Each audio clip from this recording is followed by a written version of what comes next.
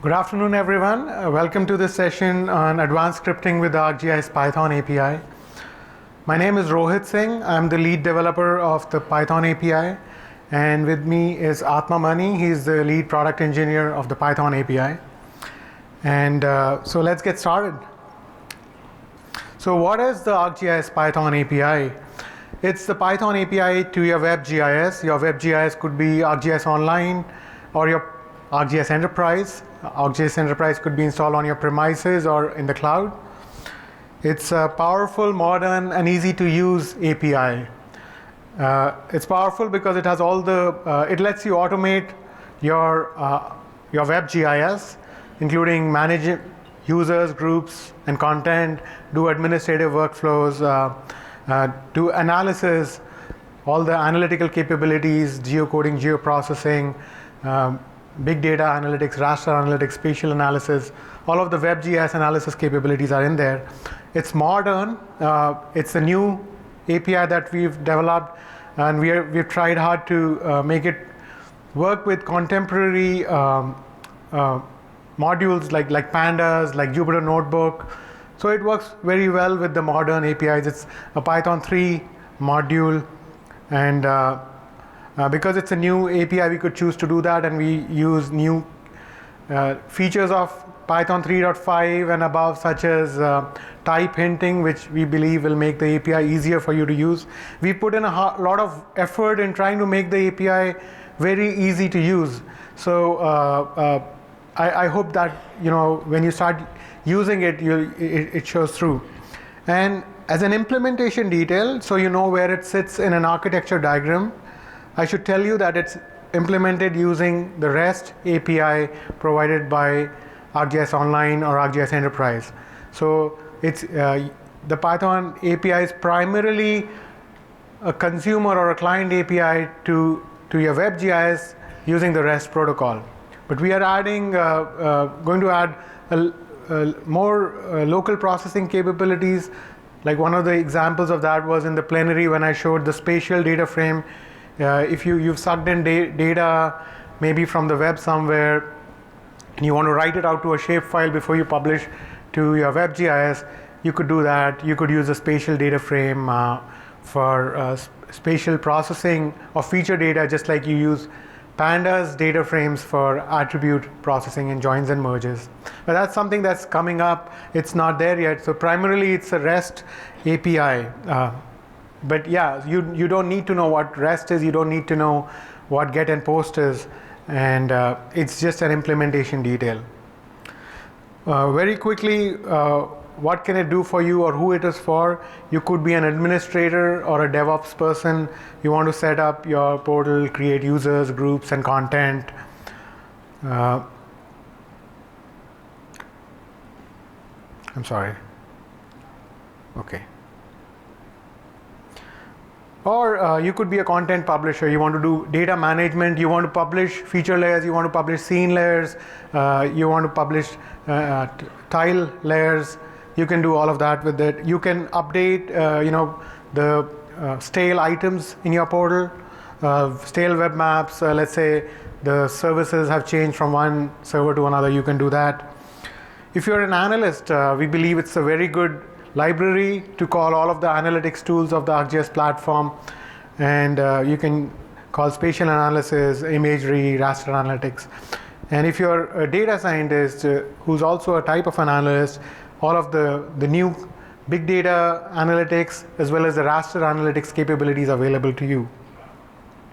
And if you are a power user, maybe you haven't programmed before, but you are you do ArcGIS day in and day out, and you want to step into programming. You want to automate your tasks. It's very easy to pick this API up and do what you want to do. And conversely, you may be a Python programmer, and you want to bring in GIS into your analysis. You want to start using GIS. This could be your first API to learn what a GIS is. It simplifies what a GIS is. It's like a representation of a GIS in Python. Like that was like one of our goals to do that. So let's get into the API, and This is like the modules within the API. We've tried very hard to make it a Pythonic representation of a GIS. So the big green box that you see is a GIS module. That's the entry point into this API. That's the first module you'll start using, and you'll connect to your GIS using this module. It has classes like users, groups, items, roles. So all of the things that you need, like an administrator would be primarily working with the GIS module. In green below and above, these are the modules that work with spatial data of a particular type primarily. So it includes, for instance, the features module includes the types for working with feature data, and it also includes the operations, the methods, or the geoprocessing tools that operate on feature data. So it's not as if you've got your types in this module and you've got your geoprocessing toolbox. It's a Pythonic API, so your methods live along with your types, and they live in that module. So similarly, the raster module has imagery layer and also the raster analytics functionality, and network module has network layer and network analysis, and so on. And the modules in blue are the ones that are for some functionality, some workflows that you need, some processing. So you want to do geometry processing, you want to do geocoding, batch geocoding, reverse geocoding. You want to call out to third-party geoprocessing libraries. Somebody else has written it, shared it. You want to invoke that, you can call geoprocessing. And in this orange color, these are the modules that deal with visualization. There's the mapping module that has web map and web scene classes. There's the widgets module. That's some extra functionality, some extra integration that we've done with Jupyter Notebook, which you saw in the plenary. That's like a browser-based IDE and getting very popular. So the widgets module contains the map widget that integrates with the Jupyter Notebook. So let's get into, we are going to go into some focus areas, and we'll start with the GIS module, which I believe is the entry point and the most important module. And these are pretty much all the classes there are in the GIS module. So in the center you see the GIS class. You will create an instance of the GIS class and connect to your GIS. That GIS class, once you connect it, it has properties named content, users, and groups. These properties are really helper objects that let you manage or administer your content, users, and groups respectively. And they follow similar patterns. These are actually implemented using this ... manager on the side you see. Content is actually implemented using a content manager. And the manager classes, these helper classes, all follow the same pattern. They would have common methods like create or get or search, and they would apply to all of these resources. So creating content content.create would create item, groups.create would create a group, users.create would create a user. And searching works similarly. And if you have an ID, you can do content.get and give it the item ID. You get back an item, and then when you get those resources, it could be item, group, or user. Then you can fetch their properties such as title, snippet, description, or you could call methods on them. And then the user class also has a role manager that lets you manage the roles. So the patterns are spread across the API like that. Okay, so let's have a quick look into the GIS module using some code. And here I'm using Jupyter Notebook. This is the browser-based console where I can type in my code, and that's executed in a Python process. In my case, it's running locally, and it's like an IDE, and it's very interactive. It lets you run cells, rerun cells, fix code. So I'll be using that for my demo here. And Atma will also be using those. So here I'm importing my GIS class from the ArcGIS.GIS module, and I'm running that cell, and so this is the GIS class, and I could connect to ArcGIS Online just like that. So what does it mean? The GIS class takes in as parameters the URL and your login credentials. And if you don't pass in a URL, you're working with ArcGIS Online. If you don't pass in your user credentials, you are an anonymous user. The Web GIS allows anonymous user if the administrator has enabled this. So you could use ArcGIS Online as an anonymous user and still do a lot of things that I'll show you later. Or if you're connecting to your online org account, you could do it like this. You could connect to your portal or ArcGIS Enterprise on premises. So the same pattern works across all of these Web GISs. Now, this method here, it looks pretty innocuous, but it actually does, this constructor supports all authentication schemes supported by your Web GIS, except for the interactive SAML-based scheme, the OAuth mechanism. So if you're using integrated Windows authentication and you just pass in your portal ID, portal URL, it'll pick your credentials from your running process. You don't need to pass those in. It also lets you pass in key files and certificates if you're using smart cards and so on. And if you're using it on a development system, you don't want the certificate, you're using a self-signed certificate, there are methods to, parameters to disable verification of certificates. So it makes it easy to do that. So let's see how we can, use the same patterns for working with users, groups, and content. So here I'm saying GIS dot, and it's very interactive. So if I do GIS dot, it has IntelliSense. I could see that I want to work with users, so I say GIS.users, and after GIS.users, I see my methods available. So users, I want to get the method, the user with this ID. Scott Morehouse, who's our ex-director of software development and now director of the international Esri R&D centers. He's actually one of the the guys who provided us the vision for this API. Now you get back a user object, and these objects work like Python dictionaries. So you can use a dictionary notation and print it out.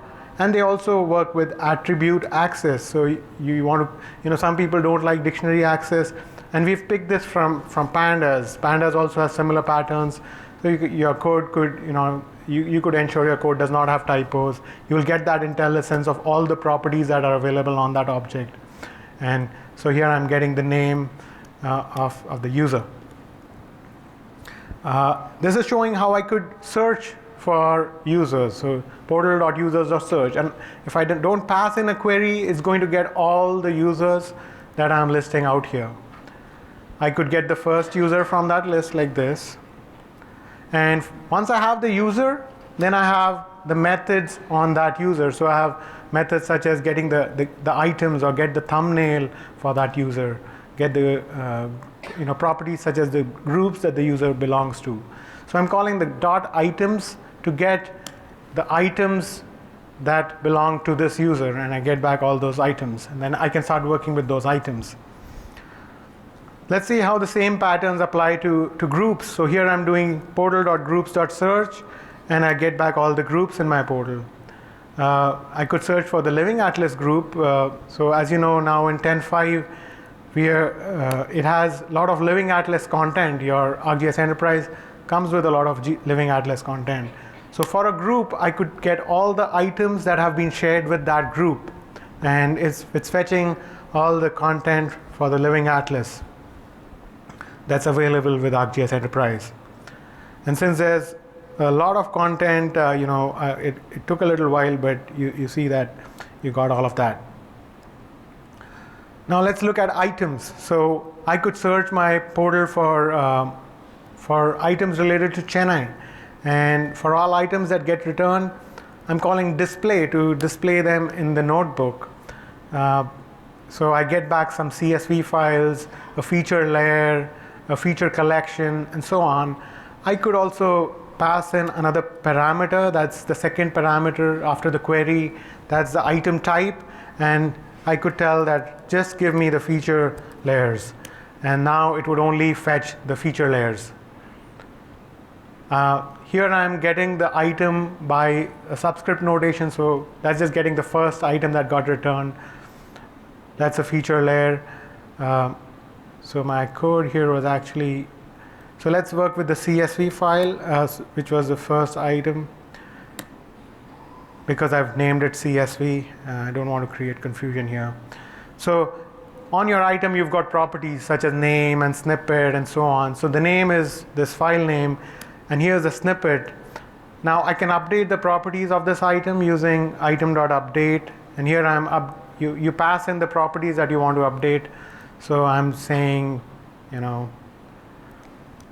dev summit snippet. So let's just update it to dev summit, and the items. Yeah, I know it's a little dumb to give it a snippet like dev summit, but yeah, you get the idea. It's like a developers conference, right? You can also see the related items for a user, for an item. What do related items means? It means that what are the items, or for instance, in this case, what are the services that depend on the CSV file? If I were to, I want that kind of information, I can use the related items. So this is very useful when, there are some dependent items.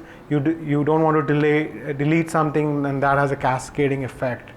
Or you've got a service that you deleted that was published from a CSV file, and you want to recreate that service. You could publish it again. So that's how you find out about it. So yeah, that concludes the tour of the GIS module. And now we'll switch over to Atma, and he'll give us a rundown of the features module. Thanks, Rohit. Did you guys enjoy the lunch today? Yeah? Okay. I know it's 1 o'clock. I apologize for showing you a module diagram like this, but you got to stick with me. It's really useful to know this diagram. The rest of the features module is like a breeze. All right. So when you're talking of features, you have a set of features in your map that you publish as a feature service. A feature service has a list of layers, and let's start from there and do a tops-down approach and see from how do you drill down from a feature service and get a feature object. So let's start with this box. I want to draw your attention to feature layer collection. You represent a feature service using a feature layer collection, and like the name indicates, it's a collection of feature layers. And intuitively, if you call the layers property of a feature layer collection object, you get a list, a Python list of feature layers. And if you call the query method on a feature layer, you get something called as a feature set.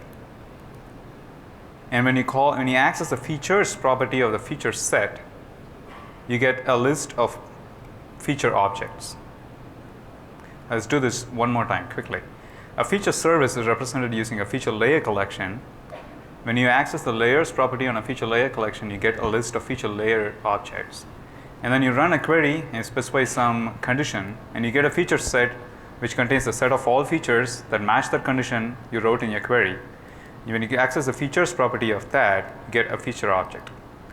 In addition to feature layer collections, you also have feature collections, which are lightweight objects on your GIS. They don't have a feature service backing them, but whenever you use map nodes in the mapping application, it creates a set of features which are just stored as JSON in the items data resource.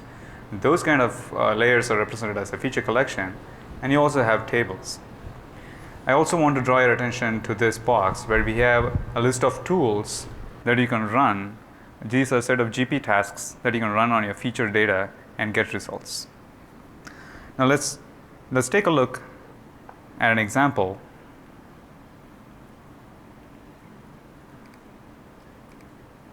I'm connecting to my GIS, and I'm specifying the connection string to my ArcGIS online organization, my username and password credentials. You saw that when Rohit showed you the GIS module. And here I'm searching for a feature service called Fortune 500 styled WFL. I'm accessing them as an item and visualizing that in the Jupyter notebook. Now notice this. The type is feature layer collection. Oh, I'm sorry. Yes, I should. Better now? Okay. From the features module, I'm importing the feature layer collection class. And on this feature layer, on this item that I just searched from my GIS, I'm accessing the URL property, and I get the URL to my feature server. I can construct a feature layer collection object by passing in the URL to that service and my GIS connection object, and I'm storing that in a variable called FLC. And then when I call the layers property, I get a list of all feature layers that compose that feature layer collection. I can get the first layer and look at the type, which is a feature layer, which is, you can already see it from here. That's great. So in this few steps, we just saw how you can access a feature service, and you can access the layers from that service as feature layers. But there's also a shortcut. So once you search for that item, when you directly call the layers property on an item, you get the appropriate type. So in this case, it's a collection of feature layers. So when you call the layers, you get a list of feature layers directly. You don't have to have a feature layer collection object in the way. And you see this kind of pattern throughout the ArcGIS Python API. If you have, let's say, an imagery layer item, and you call the layers property, you get the list of all imagery layers. Let's see, we get the same set of layers. And we can loop through and find out what the names of the individual feature layers. Let's take a look at this particular layer, cities over 1 million in population. I can call the properties and get the extent of that feature layer. I can bring up a map, and I can load that layer on that map and visualize that even better. I don't know if you can see that. It's green on green, these little circles which represent those feature layers, features in the feature layer. Okay. So far we have seen, we started with a feature layer collection, we got a list of feature layers, we are taking a look at the first feature layer in that collection. Now we will proceed to the rest of the objects, drilling down and getting feature set and features. Before I get a feature set, I need to run a query, and to run a query I need to know at least something about that feature layer. I need to know what all fields are available. So I can call the fields from the properties, and I get a list of dictionaries that represent the fields in that feature layer. I can call query. If I pull up the IntelliSense, it shows me I can write SQL queries. But for simplicity, and I also know that there's just 7 or 8 features in this, I'm just going to leave it empty, and I'm going to get a feature set. I'm storing that in a variable called cities million feature set. I can call the geometry type property. As we know, it's a point geometry. I can call spatial reference and find what the spatial reference is. Now this is the most powerful feature if you ask me. You can call the df property on a feature set, and you immediately get back a pandas data frame, provided you have pandas installed in your active environment. And pandas data frame can be visualized beautifully as a table in Jupyter notebooks, and that's what we are seeing here. This is pretty much the attribute information for that layer. And here I have the actual layer. I'm going to turn off everything else.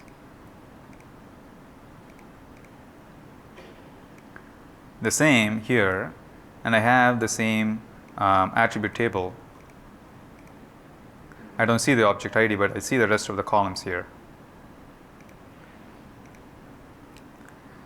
Once you have a feature set, accessing features is merely a point of just calling the features property. We got 8, that corresponds to 8 features here. And the type is feature. You can call the geometry and get the individual x and y of that feature. So we started with a feature layer collection, we got a list of feature layers, we did a query, we got a feature set, we called the features property, and we got a feature. That's the kind of workflow. Once you do it a couple of times, you get the hang of it. And the rest of the features module is simply very easy to use after that. Okay, now that we got features, let's try and do some editing on the features. You can do that with the Python API with ease. But before you do features, you got to make sure that the editing property is actually turned on that layer. I don't have a sample here to show that, but you can just call the, you can call the, just like how you got, the properties, you can go and call the capabilities and you can see what all the capabilities are enabled on the feature layer. Now let's do this. We have a list of cities over here, and notice that New York is confusing me. I prefer it to be New York City. And I'm going to show you how to edit that using the Python API.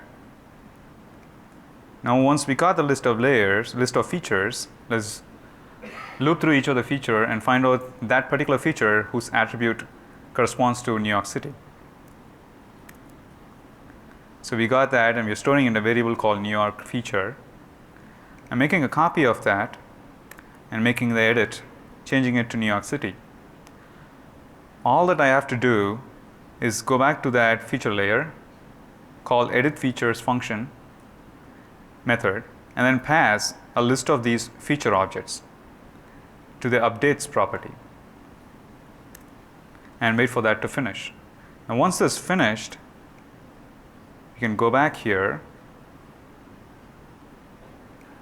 Let's do the query one more time. Update the data frame, and New York is now New York City. Let's go back here, refresh this page.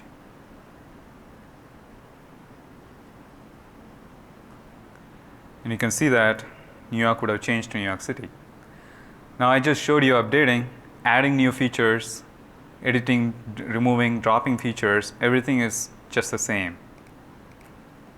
So with Python API, you can play with features with such an ease.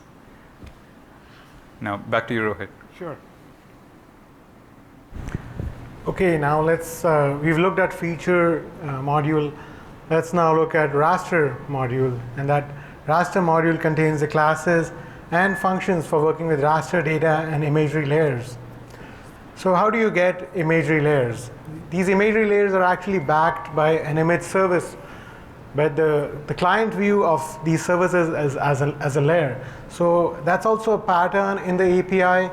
When you use these services, you'll always be using the term layer, because that's how you, when you work with the home app, when you work with the UX, these show up as layers. So whatever you've learned from the user interface translates into the Python API. So here I'm connecting to ArcGIS Online again as an anonymous user, and I'm searching my GIS for items related, which are of type imagery layers, and I'm searching for Landsat 8 views. That's a multispectral Landsat imagery from the Living Atlas. So I get back some results. So you can get your imagery layers as items. If you have an item ID, the specific item ID of the item or the layer that you'll be working with, you can get the item using gis.layers.get. You get that layer. So remember, this is an item, and to get to the imagery layer class, you need to either construct an imagery layer and pass in this item, or you can call the shortcut method that Atma showed. So on items, you've got a layers property, and it'll list all the layers that that item has. In the case of feature items, you get back a feature layer collection, which could have more than one feature layer. In the case of imagery layers, your imagery layer always has one, imagery layer item always has one imagery layer. So I'm getting the first layer, which is, so I get back this guy, and it's of type imagery layer. The third way that you could construct an imagery layer instance is you might have an image service URL. Maybe it's not connected to a portal. So you have the URL, and you could construct it by passing in the URL in the constructor of the imagery layer. your imagery layer might be secured. It might not be available for public access. If it's a secure layer, the way to construct it would be to pass in the URL and also the GIS to which it belongs. The GIS should be authenticated with permissions to be able to access that layer. Then you will be able to access secure imagery layers. And the same pattern also works for feature layers as well. So imagery layers have properties, and these are, it shows up in IntelliSense, and you can go to, using the IntelliSense, you can list out the properties. The properties are again available as attributes, as well as using a dictionary representation. So here I'm listing out the capabilities of my imagery layer. And I can also query other properties such as the allowed mosaic methods. Now, let's also look at another property of an imagery layer, and that's the raster functions, and that's quite powerful. So here again, I'm getting the Landsat 8 views layer, and I got that back in this variable. And I'm geocoding a location. It's a place in Montana named Martha's Basin that I'm using for my analysis. And I'm creating a map of this location, passing in a zoom level and showing it in the notebook. I'm calling map.add_layer with that imagery layer. So our Landsat layer got draped onto the map widget. So the property I was speaking about is the raster function infos.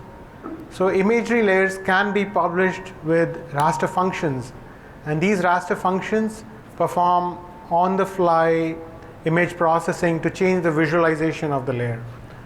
So this is happening only at the display resolution and using on-the-fly image processing. And these raster functions include things like agriculture or bathymetry or color infrared. They could include NDVI and several other raster functions. You can compose your own raster functions as well.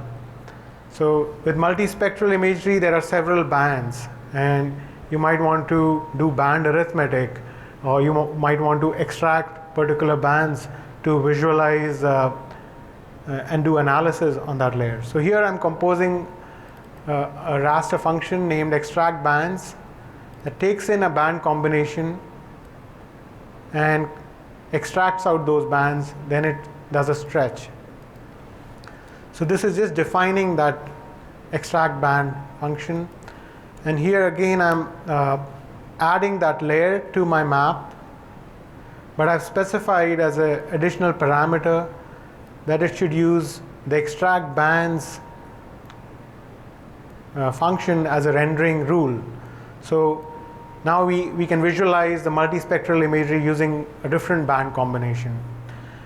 Now this was only doing it at display resolution, but for my analysis I might want to create an information product that and apply this at source resolution across the extent of my imagery layer. So again, I'm seeing, in my portal, I'm connecting to a different portal here, and I'll be using Raster Analytics. As you might know, Raster Analytics is a capability with ArcGIS Enterprise. It's not yet available with ArcGIS Online.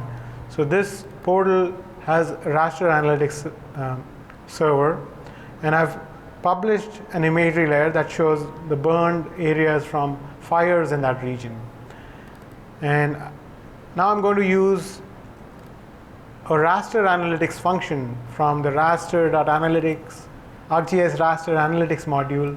I'm going to use the generate raster function to apply that extract band function across the extent and at source resolution on this layer and create a new information product that will be persisted in my portal. So it's going and doing that using the distributed processing. And since this is a small data set, it's very fast. But as Vinay was showing yesterday, this capability of doing raster analytics now lets you do leverage distributed computing and do tasks that earlier were either painstakingly slow and took days or months, and do those in hours and minutes now. So I got back my output layer, and that's published as a layer on my server, and here I am visualizing that layer. So this is showing, and here notice that I extracted out the 752 band combination. This band combination helps you visualize forest fires, where the burn scars are, where the active fires are, in the red and purple colors. So it's created this new information product. So time again to switch gears, and Atma is going to talk about geocoding. Thanks, Rohit. Geocoding. So we are giving you a tour of various different modules in the ArcGIS Python API, and now we have landed on geocoding. So notice that in the starting of my script, in addition to connecting to my GIS, I am importing the geocoding module. So all the functions and classes for geocoding are in this module. When it comes to geocoding, you have a variety of different address formats that you can geocode, and you can even geocode strings that are not even addresses, just like place names and point names, and administrative place names, and important point names like Statue of Liberty.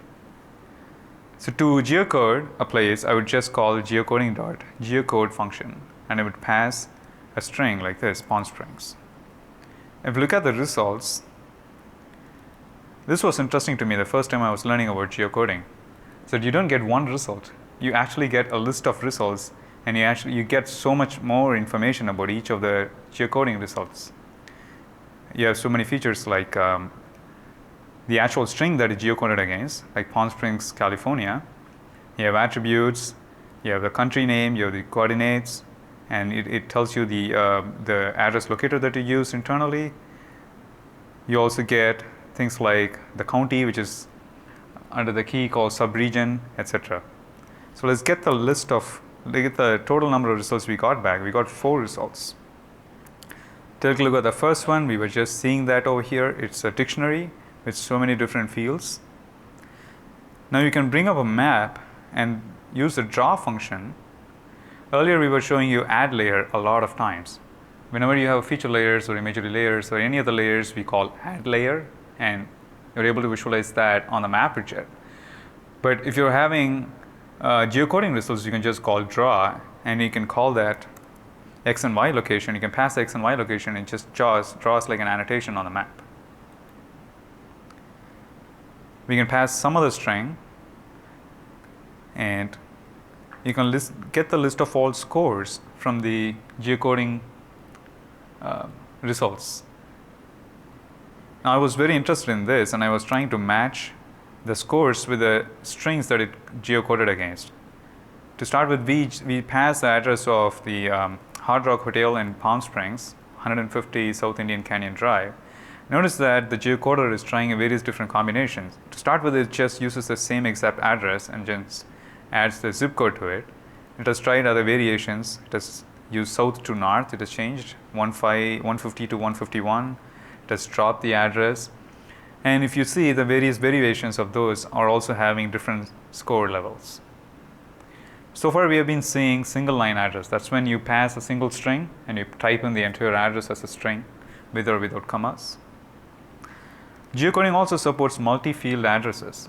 This is where if you know much more information about your address, like you know the county, you know the city, you know the state, you can provide them as fields in your dictionary, like key value pairs, and you can send it to the geocode function. Here we are geocoding the same address, and notice we originally got 15 results when we geocoded single line addresses. When you do multi-field addresses, your accuracy improves and you get just 9 results. And you can print them here and see what those are. Geocoding also has other capabilities, like you can also search within an extent. You can pass a geographic bounding box and you can say get me all the results within that extent. Now that's kind of important when you want to find facilities within a boundary. Like if I missed lunch today, so if you want to go and find lunch outside the Palm Springs Convention Center, I can just pass the extent of the convention center and say give me all restaurants within walking distance of that. So that's what I'm going to do here. To start with, I am geocoding the convention center, storing it in a variable called convention center. Pulling up a map for that extent. Let's zoom out a little bit. And here, I'm just geocoding restaurant, passing in the extent of this convention center. And I'm telling you, give me a maximum 15 restaurants because I don't need too many of them to shortlist. Let's run this and see. We got 4 results back. Then we can put the draw method inside a for loop and loop through each of the results. But instead of just drawing, you can also add title and content. Like so, if you click on that, you'll get a pop-up and it'll give you the name of the restaurant. Let's do that. Let's see what all is available. Okay. Margarita's restaurant. I remember I had it last time here and I really liked it. Shakey's and something else. Cool. Okay, before we get into that, let me also show you the batch geocoding capability. Once you start using the simple geocoder, it's going to be very simple how to call batch geocoding. You simply construct a list of either single line addresses, or if you're having multi-field addresses, compose a list of dictionaries. Let's store it in a variable that's called batch geocoding and wait for it to finish. You can throw that on a map. We passed in 6 elements in this list. We got 6 results back. You can loop through each of them and find out what the score is. And if the score is not good enough for you, you can drop those results. Once again, we can loop through and draw all the features on a map. Geocoding also has, our geocoding module also has capability to do reverse geocoding. It's the case where you already know the coordinates, but you're interested in finding what's the address, what kind of feature is present in that place.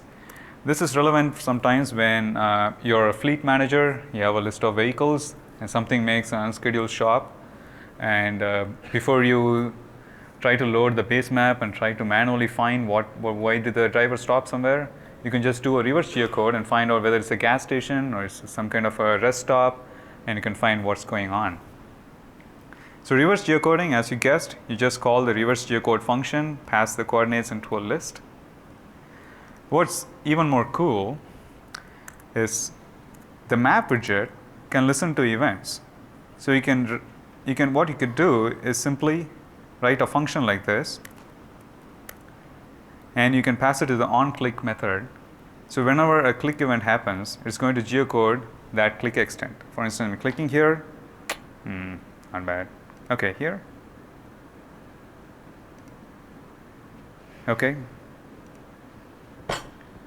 One more address.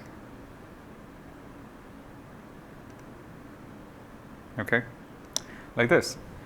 So this is a very simple and easy way to make an interactive application using Python notebook. That's another way to see it. Okay, I know what you're thinking here. Geocoding has a lot of stuff, but we are just showing you the tip of the iceberg. So that's why I want to take you to this. This is our API reference and our API guide. And if you come down to the geocoding chapter, you have a list of all subchapters that tell you how we can make further use of that. You can do category filtering. You can do much more things that the geocoding REST API allows you. Now, back to you, Rohit. Sure. Okay, so I'm going to talk about geoprocessing. And what is geoprocessing? Geoprocessing is any processing that happens on geographic data. Typically, so whatever you're doing with your GIS, you're working on some data. So most of the time you are geoprocessing. It's the way functionality or tools get exposed to you.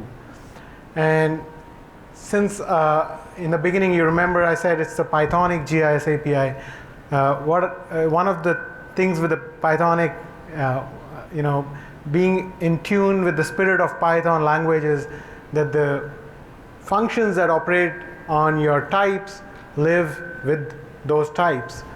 So you don't find in this API a separate geoprocessing toolboxes. All the tools are in geoprocessing, and you find the feature analysis toolbox and work with that.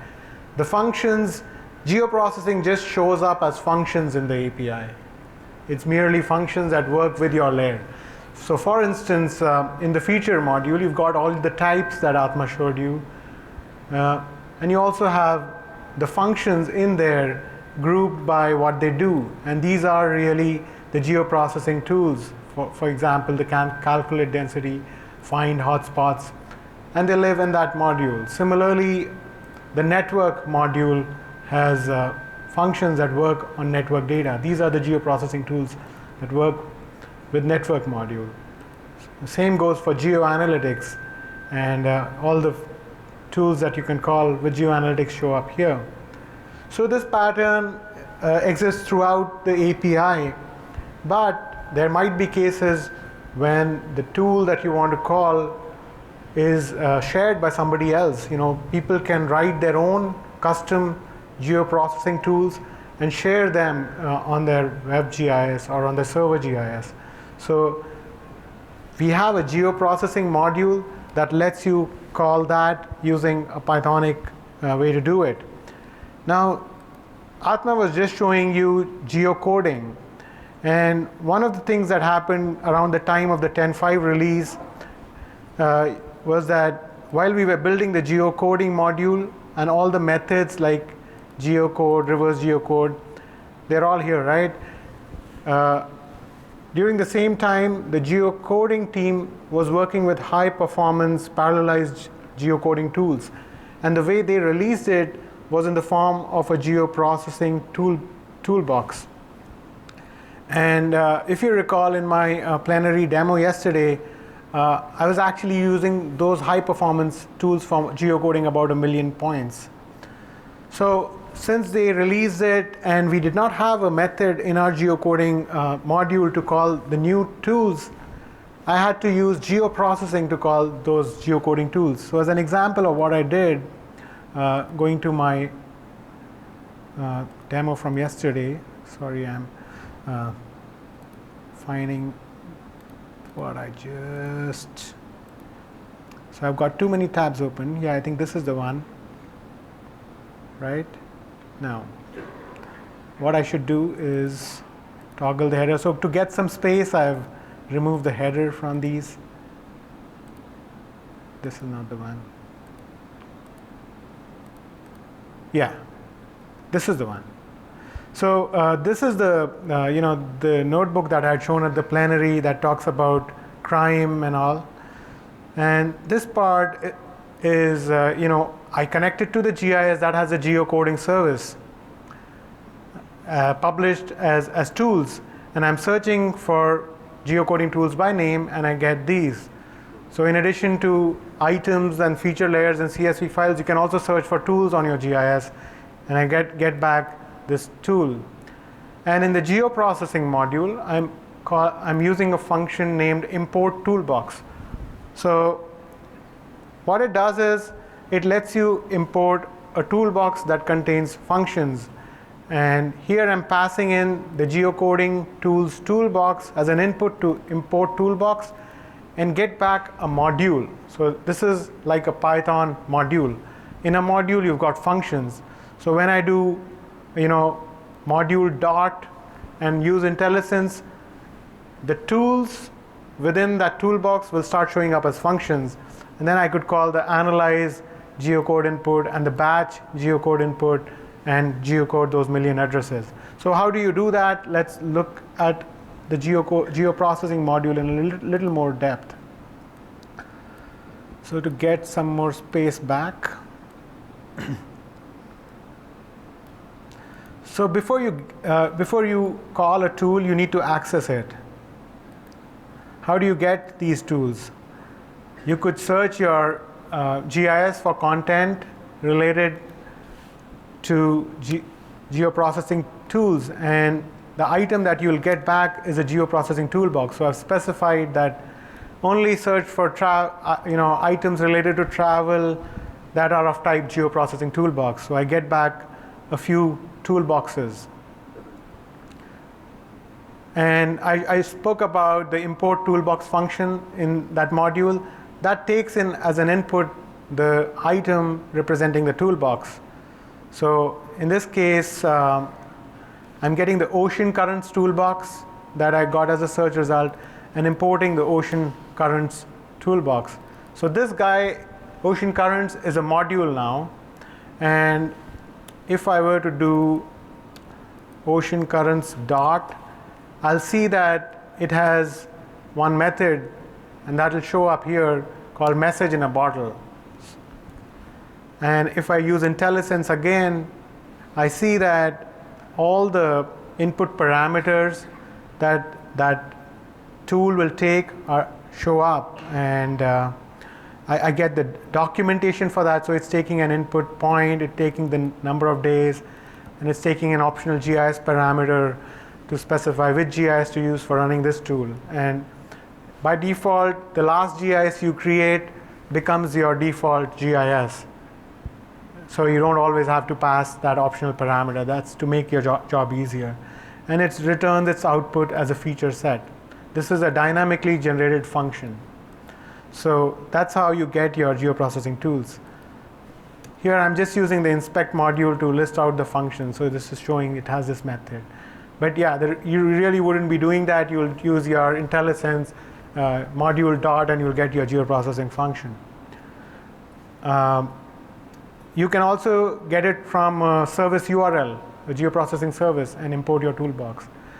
I've shown you how you can look at the help by, I showed it through IntelliSense, but you can also use the help method and get the help that way.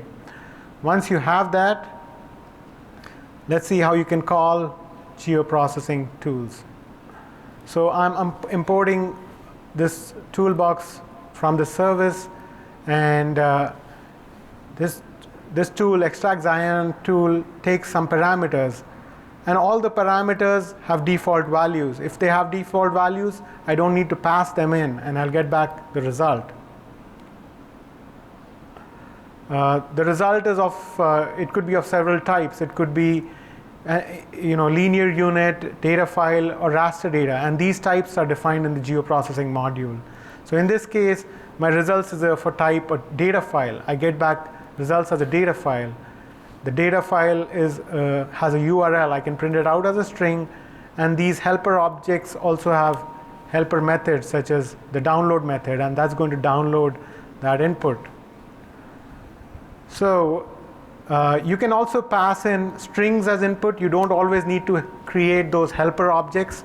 So for instance, now I'm seeing this viewshed tool that has a viewshed function that takes in an input observation point, which is a feature set, and takes in a viewshed distance as a linear unit. Really, what is a linear unit? It's your, let's say, 5 miles. You have 5 as your number, and the distance, the unit of distance as your unit. So you need not create a linear unit object. You could just pass in 5 miles, and it'll convert it into that type by itself. And that works for all the helper types in the geoprocessing module. So let's call this tool, and for this I'm creating a map of San Francisco, and on that map I'm setting a click handler. When I click on that, this Python function is going to get called. This Python function is defined here. The get viewshed method takes in the map. When it's called, it gets back the map object as well as the clicked geometry where you clicked. So it's calling the viewshed method, and from that geometry it's constructing a feature. From that feature it's constructing a feature set.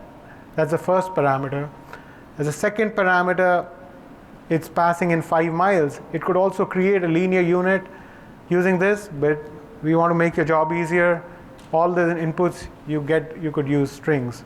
So let's do that, and I'll click on the map on a hill, and it'll tell me what all areas I can visualize from that location, and I'm then drawing that on that map. Map is able to draw feature sets.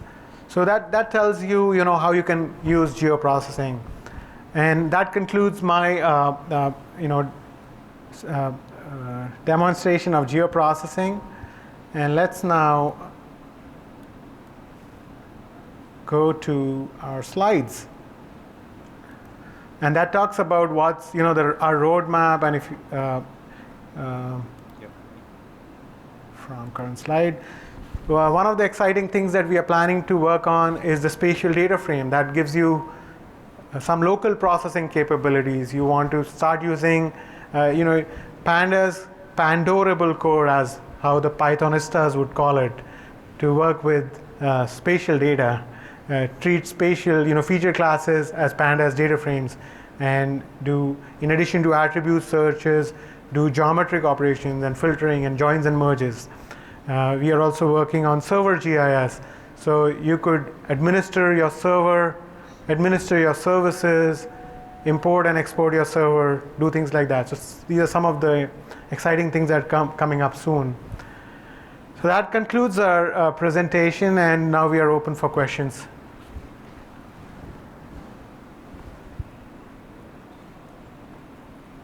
Yes? Say that again, please. Oh, okay. We are having discussions on that, so we are talking about that. It's on the roadmap. The only problem with SAML authentication is that it's interactive and it's not naturally suitable for scripting languages.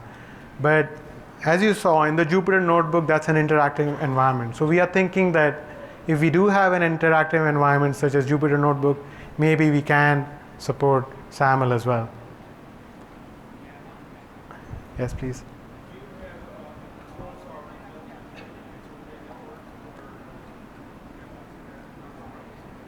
We do not have the tools, the APIs built in for utility networks, but if the geoprocessing tool exists, you could use the geoprocessing library to call it, just like I showed how I call the geocoding tools.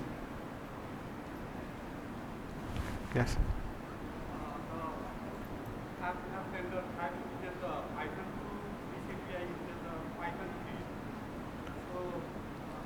Can you say, so ArcPy uses Python 2, this API uses Python 3? Repeat the question.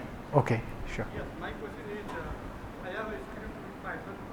Is there any utility in the API to convert Python script to Python 3? Okay, so the question is, I've already written code using Python 2. Is there any utility to convert it to Python 3? There's no utility in our API, but there's a Python 2.3 tool that's separate that Python provides that you could use. And it does that mapping. It seems it does a pretty good job. Yes, please. I have Python code now that calls map services to get map images to insert into Excel documents. Can you call map services through this API now to get imagery and things? I mean, to get the rendered map from the map services? Yes, there is a map image layer that represents map services, and that has an export map image method that you can call to export it as an image and get it. You should be able to use it. Yes? Like running geocoding and other geoprocessing that consumes credits, presumably does that use the most recent, the authentication of the most recent GIS object? Is that how it determines which account to withdraw credits from? Yes, so the question is, does geocoding consume credits, and when it consumes credits, which GIS does it consume credits from? Geocoding on ArcGIS Online does not consume credits for single line geocodes and just the geocode method. The batch geocoding method consumes your credits. With ArcGIS Enterprise, it does not consume your credits. You've licensed ArcGIS Enterprise. Geocoding tools that I showed, that does not consume credits. You've licensed the product. What about the geoprocessing services like location? The geoprocessing services, I believe they do not consume credits. But so a lot of things are geoprocessing. In the ArcGIS system, a lot of this functionality shows up as geoprocessing. And if even the spatial analysis tools, they are also really geoprocessing tools. They do consume credits. But if you've published your own service as a geoprocessing service and I call it, that wouldn't consume credits. Yeah, similarly, I want to add that in the case of geocoding, you can publish your own geocoding service and you can create a geocoder object out of that and pass that as optional parameter to the geocoding function, which will run your service, in which case you won't be consuming credits. Yes? Is it possible to use it with ArcMap? So the question is, can you use the ArcGIS Python API with ArcMap? Do you want to use it within the Python window within ArcMap? You can. So, well, I think the answer that's coming to me is that it's possible to use this API with ArcGIS Pro.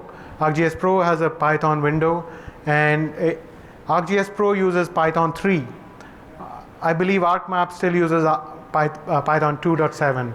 So you could use this API with Python 3 along with ArcPy, and they do complementary things, and you can do more powerful things by combining ArcPy with this API. Yes, please.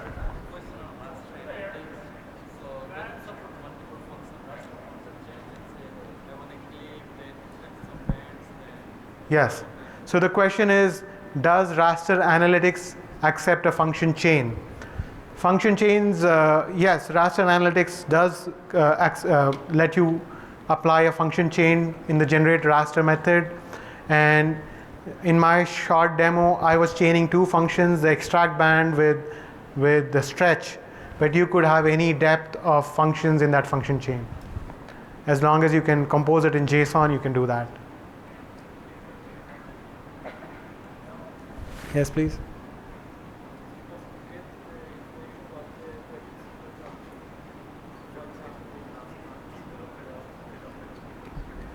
So if I heard you correct, the question is, can I get information on credit consumption? It's in the works. It's not currently supported by the API. We do not have the credits metering part in the API yet. It's in the works. It's going to come out soon. One way you can, well, it's not straightforward, but one way you could do is you can call available credits property on your GIS object. You can get what you have, run your processing, call it one more time after, and find out how much is remaining or how much was used. Okay, yes?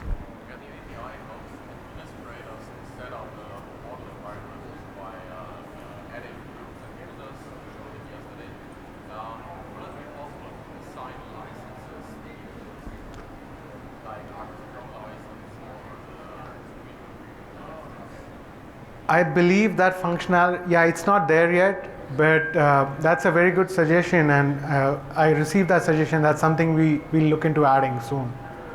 Thank you. Okay.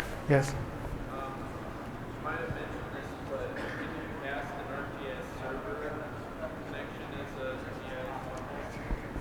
GIS? So the question is, can you pass a GIS server as your GIS object when connecting to a secure layer, for example, or when calling geoprocessing, which takes in a GIS parameter?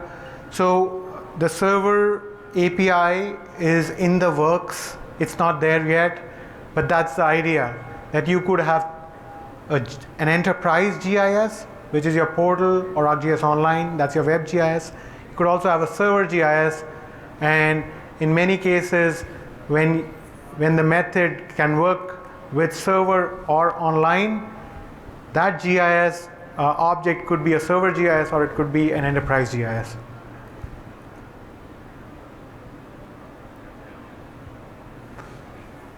Okay, no more questions? All right, thank you so much.